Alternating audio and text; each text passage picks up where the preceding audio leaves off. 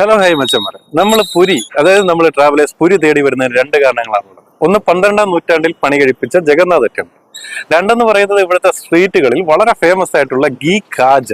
അത് തേടിയിട്ടാണ് നമ്മൾ വന്നിരിക്കുന്നത്. കാരണം ഭയങ്കര ടേസ്റ്റ് ആണത്.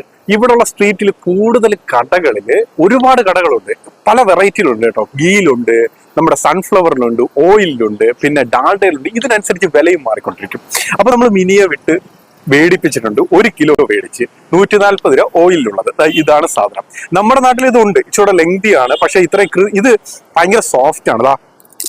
ഇത് ആക്ച്വലി നമ്മുടെ നാട്ടിൽ അത്രയ്ക്ക് ക്രിസ്പി അല്ല. ഇത് കൈ കൊണ്ട് ഒടിക്കാൻ സാധിക്കും. ഇതൊന്നും നമുക്ക് ടേസ്റ്റ് ചെയ്ത് നോക്കാം.